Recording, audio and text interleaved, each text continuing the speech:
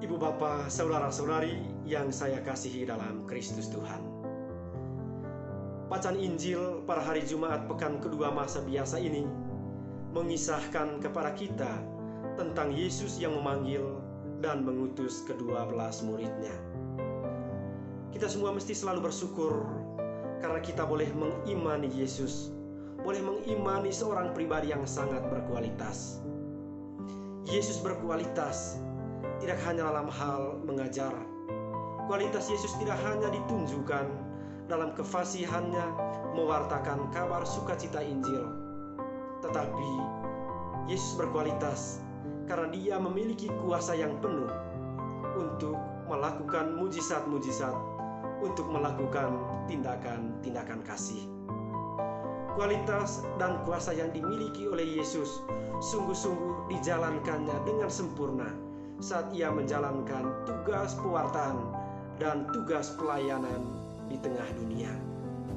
Namun, ibu bapa, saudara-saudari terkasih, meskipun sebagai Allah, Yesus juga menyadari bahwa segala tugas perutusannya di tengah dunia akan berakhir dalam dan melalui peristiwa kematiannya di kayu salib.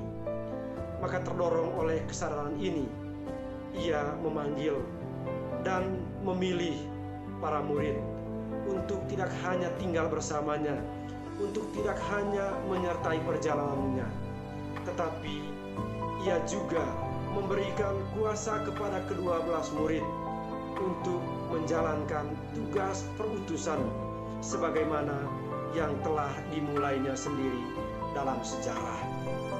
Sebelum ke-12 murid itu diutus, Ia membekali mereka dengan aneka pengetahuan dan pengalaman, serta menganugerahkan kepada mereka kuasa baik untuk mengajar maupun kuasa untuk berbuat baik.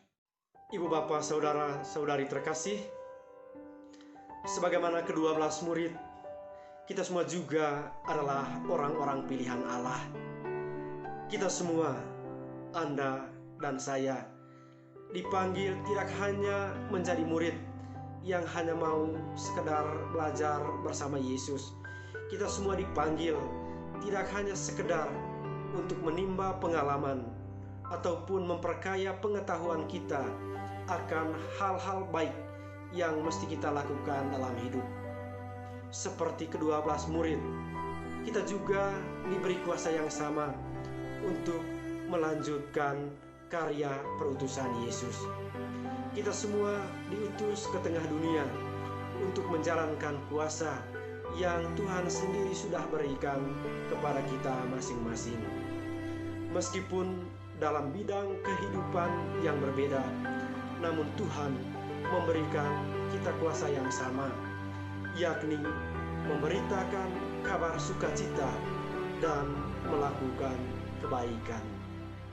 Oleh karena itu, ibu bapa, saudara-saudari terkasih, marilah kita memaknai seluruh siara perjalanan hidup kita dalam bingkai satu tujuan yang sama, yakni mewartakan kabar sukacita bagi sesama dan mengupayakan kebahagiaan dan keselamatan sesama dalam dan melalui tindakan-tindakan baik yang kita lakukan.